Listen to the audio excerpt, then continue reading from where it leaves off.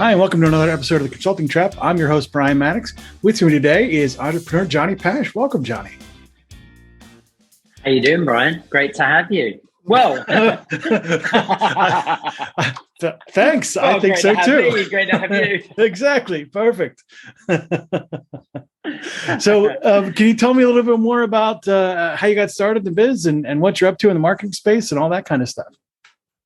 Yeah, cool. So I've been within the kind of media sales, marketing, and lead generation space coming up close to about 15 years. I was the director of a few ad agencies in London before I started my own, which is a company now called Next Generation LLC. And just kind of give you a bit of background about what we do. We've been running just under 6 years. And firstly, we do everything on the content marketing spectrum for our clients. So if you have clients looking for brand creation, website design, app development, video production, photography, editorial, deck creation, I've got a very experienced team of marketeers with a very big background who work for me, and they deliver their high level of content marketing work within their chosen sector. On the flip side of that, we do a lot of lead generation for our clients. So a lot of my clients are within the real estate spectrum, and we generate investment leads. We were generating around 8,000 at one point with all of our in-house digital marketing. And we do that with various campaigns with Google PPC, email marketing, a little bit of voice qualified lead generation, video marketing, social lead generation, and now also a lot of TV advertising. That was the kind of the catalyst of where I really wanted to grow the company. We had a great level of success back in London. And, myself and my wife were like, look, let's get out to America. Let's launch Next Generation in America. Greater opportunity, possibly bigger marketing budgets. And we really delved and specialized more into TV advertising. And we've currently have about 7 campaigns live on national US TV advertising across channels such as Bloomberg, Fox Business, CNBC, ABC, TVG, which is the horse racing network over here in Hollywood. And most of our clients are with the financial and real estate space. And business has just been fantastic. Since we've moved over here, we've really adapted and grown the company. As I said, we're building various apps. We're specializing greatly in PR management over here in the US and working with a lot of the national and regional press over in England. So we're a fully equipped advertising and marketing agency now. Got a fantastic team. We've got a pretty decent reputation within the industry, and we're global. So hence why I'm, up very early in the office this morning, because I'm dealing with my UK team. LA to London is a great time difference, as you know. So yeah, absolutely. So one of the things that really stands out is your, as you launch your Beverly Hills subsidiary, is how did you get your first couple clients when you came to the US? So because the website's just been great. I mean, if you have a look at the Next Generation website, it's like the Disneyland of marketing. It's fantastic. Every single service page has its own little wonders and mysteries about what that chosen section is. Now, the website has grown tremendously over the last 6 years. So we have fantastic SEO globally now, and on the transition and on the move out here this time last year, we really focused a lot of the SEO around the LA local area. And we were starting to pick up a lot of clients that were looking for, new website, new branding, video content, lead generation services. So once we landed here in January, we really did step into a nice little base of repeat customers. But I've I'm kind of like a mass networker, and because of my TV background, I was attending various events over here, and I joined the Beverly Hills Chamber of Commerce. So I'm fully intertwined in with the chamber, and we just started to get great clients along the way, great localized clients, all over LA in different areas of business. And it really allowed us to diversify, because we weren't just picking up financial and real estate clients. We have fashion companies, we have pharmaceutical companies that we work with here now, tech companies. We have stem cell treatment, all of these great industries that we're working with now within LA. I mean, Brian, you probably come over here many times. This is the hub for tech and entrepreneurship. LA, Hollywood, Beverly Hills. This is where businesses are grown and made. And I must say, opportunity over here is vast. Back home in England, it's very difficult to spark up a conversation with a client and meet a client. But over here, it's just second nature. Hey, do you want to grab a coffee? Let's talk about your marketing. And that's where it leads you down the road. So it's been a fantastic transition. And, we're already gearing up to have a very successful, more localized business opportunity for 2023. You mentioned that you got most of your initial traffic for the business right from the website, which I think is really interesting. But with such a broad array of industries, how did you have a website that was effective at both delivering qualified leads, right? So because you don't want to take coffee with just anybody, qualified leads, and have them be across such a diverse set of industries. How did that work out? I mean, that sounds pretty nuanced. Well, because a lot of my background, and great question, by the way, because a lot of my background was in that kind of investment, financial, and real estate space. We were becoming very popular with anybody looking to target accredited investor leads or high net worth and sophisticated investor lead generation. We really dominated the Google space for those type of keywords with the website. Now, as those clients were funneling in, we, said to them quite rightly, look, it's not only leads that we do, we're a fully equipped advertising agency. So if you are looking for a new website, if you're looking for localized PR management, if you want to go one step further and get a national TV campaign off the ground to promote your services and to drive more customer inquiries, this is how you need to do it with us. So we allowed that traffic of gaining a lot of international clients looking for leads, and then diversifying them and placing them in different sectors of marketing to not only drive the organic leads, but to help grow their business and to improve their conversions. One thing you pointed out here that I think is really interesting is that investor community also broadly has access to a bunch of different businesses. So rather than going after sort of one fish at a time, you started fishing for fishermen or fisher people, I suppose. I guess that's the right term these days. And in that way, you got the source of, you went right after the source of multiple pieces of business as opposed to one piece at a time. Is that a fair summation? Yeah, for sure. And, obviously, we're all very sales driven, and a lot of these companies are looking to raise investment. So they're like, oh, I have a sales team here. I need these leads. And I'm like, look, guys, take one step back.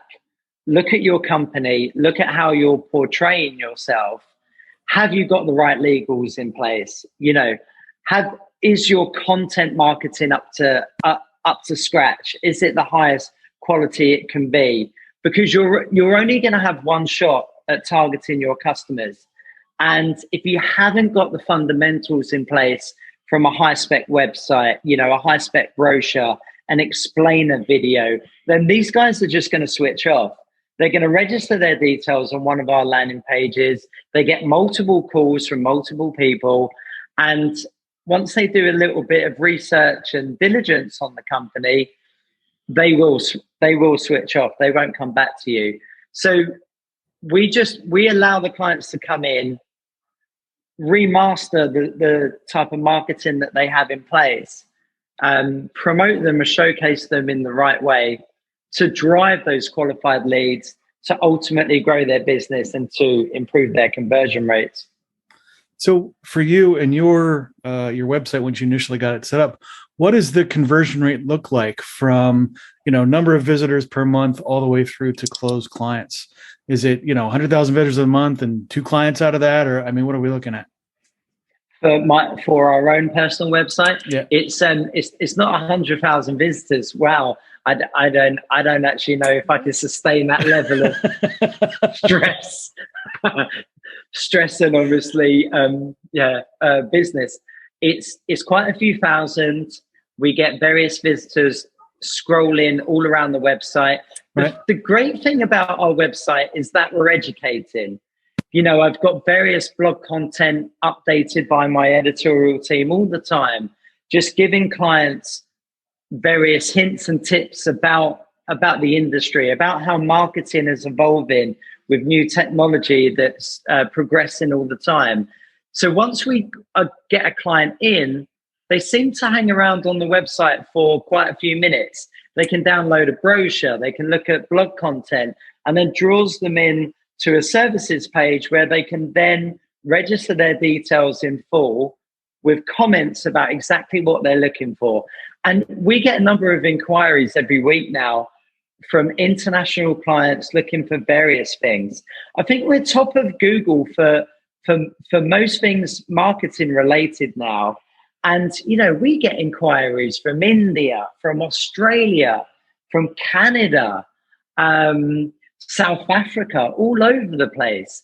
And it's great to work with those clients and to work with different sectors and lots of different opportunities. So I'm very grateful for that. I'm grateful for my team. I'm grateful for the success of what we do in our website. And we welcome more. We welcome more activity. So for our listeners, right? You said roughly, a couple thousand website hits a month, and that converts into one piece of business or 10 pieces of business. What's the? I understand the percentage is going to be vary over time, but for the folks that are doing this at home, like following along in their playbook, they go, well, if my website's getting X amount of traffic, what's a good return on that? So I'd probably say, just to be realistic with you, with about 2,000 odd visitors and, a lot of people looking around the website, I would say that we get about 25 to 30 new inquiries a week. And from that, I'd probably say about 70% of them actually spend money with us on marketing and do some campaigns with us. The leads coming through are really, really strong. And I think with the level of content that we have on that website and the level of content, the level of text content about each individual service and how we run the campaigns and the level of response that you're getting back from it, I think we've got so much detail on there that when clients come through, we've pretty much answered all the questions that they need. And it's a case for them just to come on board, check a few things, probably try and negotiate myself down on rates. And then, Isn't that always the way? Yeah. We don't mind that type of thing. And just literally to have a consultation call with us. It will then lead to myself and my team putting together quite a condensed proposal and then catching up with that client a few days later and say, hey, what did you think about the proposal? Did we answer all the questions that you needed? Did you get an insight into the level of marketing that we can offer? And would you like to push the button and get something going? and that's how it works. So just to paraphrase, and again, we're talking specific numbers, but as a marketing guy, I'm sure that's your wheelhouse. So, so for roughly a couple thousand bits of traffic a month, you're getting anywhere between 7 to 21 new pieces of business, right? At that 70% conversion rate. That's right. Exactly. So how much is that traffic generally costing you at this point? I mean, I know you went through the price of content is zero over time, right? But I know at some point, were you paying for traffic for any of this? Yeah, paying for traffic and continuously do so. Roger Weavers, who works for us, he's our IT support. He's the back end magician of everything that we do. And he's been in the industry a very, very long time. He's a master at SEO, search engine optimization. One thing that he told me right from the beginning of when we started the company was to get a lot of content on there. We're regularly posting content on there, from videos, but mostly pictures and mostly text. Text that pertains certain keywords about marketing that people can find organically through the web. So whilst we're still paying Roger anywhere between $600 to $800 a month for the SEO enhancements with the website, anybody back home could do this. They don't need to have a Roger. All they need to do is flood their website with regular news updates and contents, and redirects to all of your socials, all of your social medias, plug in at the same time, recycling and sharing content.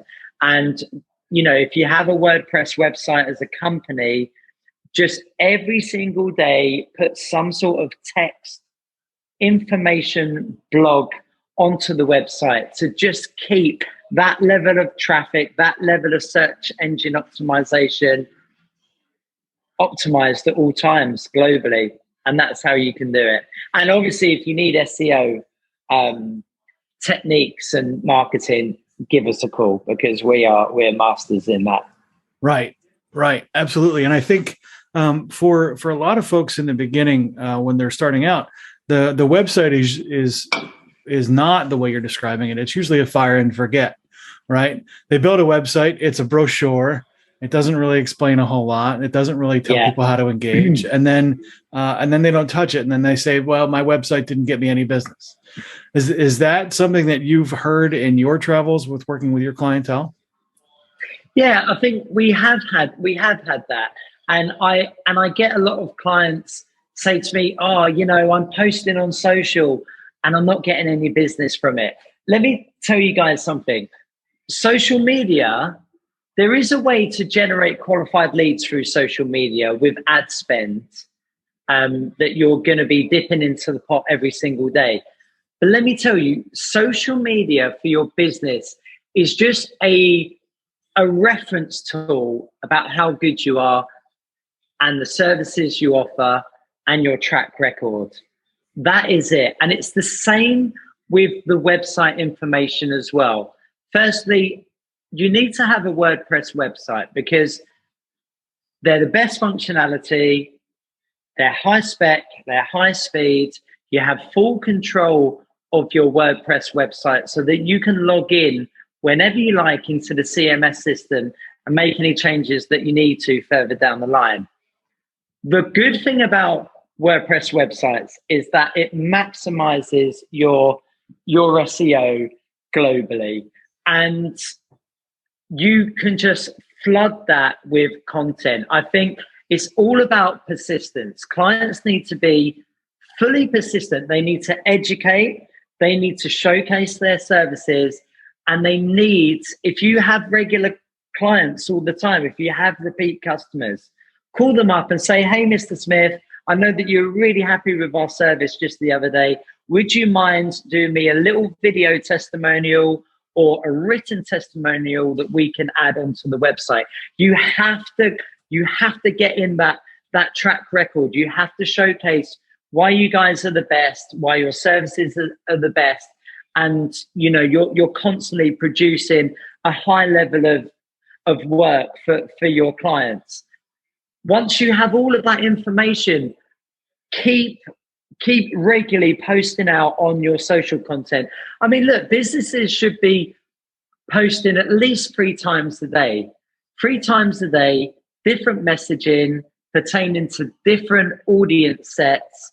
And you should be doing this across TikTok with video content, with text overlays and voiceovers. You should be doing the same thing with Instagram and Instagram stories, Twitter, just mostly text, and LinkedIn as well.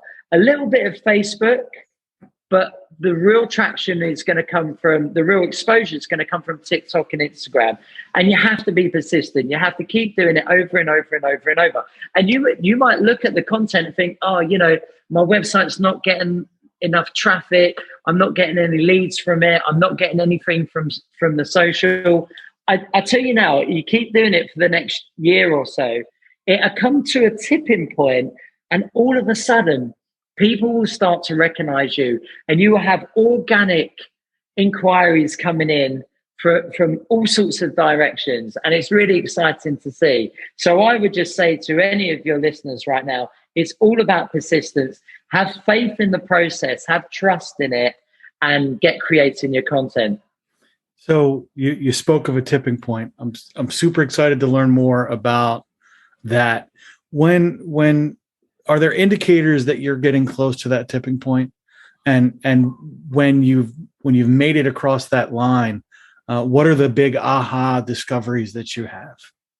I'll tell you when you're getting close to the tipping point, and that that the system is working, is when you get organic inquiries coming through to your website, and it will say, hey, log on to my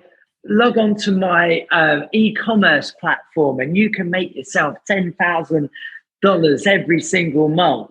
I know it's spam, I know it's junk, but the system's working. That people are finding you. And when you start to get those kind of junk inquiries coming in on the website, that you're getting somewhere, and you can kind of work with it then, and you can try to broadcast out there more and more and more content. Try and beat it down. You're going to keep getting the junks, keep getting the spams, but eventually you're going to get a real organic inquiry that will come through, and they're going to want to do business with you. We all get those kind of crappy emails and inquiries that come in, but even if it's bots finding you out there, right? That you have a profile out there. That your website is out there for everybody to see. So that starts to take you down the road of the tipping point. That's when you're onto something good here, and the inquiries are going to start to come in. I know it's madness to say, Brian. No, I love it. That's what I've seen. It's such a non-traditional initial objective, right? If there's indicators to what that tipping point looks like, and one of them is you're getting spammed by robots, right? Then that's a great first target. Like, let me put my website out there and see how many robots I can catch. This is a pretty groundbreaking kind of approach to getting that exposure. So I love the idea. Once the bot traffic's there, then all you really need to do is sculpt it and see how many humans filter through that. Work with it. Exactly. Work with it. That's awesome. See what the inquiries are coming in, and if they're driving you to sign up to this e-commerce platform, then get your team to write a blog about it. The big uprise in e-commerce marketing, how you can own a Shopify platform and make X amount, but what is really the truth?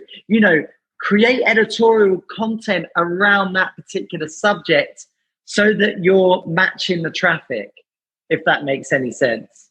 Yeah, that's interesting. It's very very much like going with the flow, right? Which that's right. Is not an approach you normally take when you're setting your stake in the ground and you're like, this is what I do and this is how it's going to be. The idea that you're going to flow through this as opposed to, if you build it, they will come is a whole lot better. That's right. Very interesting. So, we're coming up on our time here today, and I want to make sure, Johnny, that we give you a chance to tell us a little bit more about who should reach out to you and how should they do so.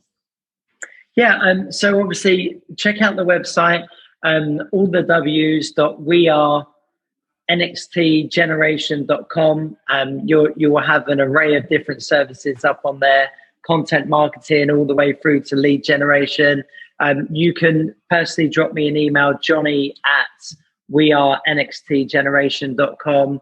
And find us on all of the socials as well for any marketing help that you need, anything that you need in terms of content marketing. We're here for you. I've got a fantastic team based in London, based over here for your American clients. And hey, if you just want to pick up the phone and give me a call and to talk about marketing, just drop me an email and let's get something booked in. Awesome. And in your travels to build this multinational, empire that you've got, what were the 3 biggest things you picked up along the way? Ooh. Firstly, I would say the biggest thing right from the beginning is just have all of your ducks in a row, as they say. So I would say, sorry, my wife was distracting me there because she was asking about when can we get Starbucks coffee. I was going to say, have all of your ducks in a row at the beginning stages when you're looking to launch a business. Get all of your legals in place, your system in place. Have your team, ready and willing to deliver the best service that you possibly can. Go over and above for your clients. They're paying you a great deal of marketing budget to deliver a great service, but go over and above so that they have a nice element of trust when working with you, and they feel good that you're going to do a great job for their company and their services further down the line. And I would say patience as well. If you have a lot of clients out there that are, they're trying to drive in new customers and they're possibly hitting a little bit of a dead end, a bit of a brick wall at the moment, just keep putting that content out there, keep networking, keep producing a high level of service, and it will come. Your preferred clients will come in, and just have that level of patience with everything that you're doing. And then just kind of thirdly is hard work. Just put a great level of hard work in, have many prospects out there, speak to as many people as you can, kind of what I just mentioned there actually. So patience, hard work, and just have that system in place to deliver a high level of work at all times. Much for being on our show, and definitely want to check back in with you in 6 months to a year and see how things have improved and evolved, and see if you have any more lessons to teach us. 100%, Brian. Thank you so much. Amazing podcast chef. Check it out. Brian is the man. Thank you so much. Thank you so much. And have a great day over there, Brian. You too. Lots of love. Thank you. Bye. Thanks for listening to this episode of The Consulting Trap. If you have suggestions for future episodes or would like to be a guest on our show, please send me an email at brian@podcastchef.com. That's BRIAN at podcastchef.com. Before we go, we'd like to thank the sponsor of our show, Podcast Chef. Podcast Chef helps turn ordinary podcasting into a revenue-generating lead magnet for your consulting business. Our Podcasting Done For You service takes away the headache of starting up and running your own podcast.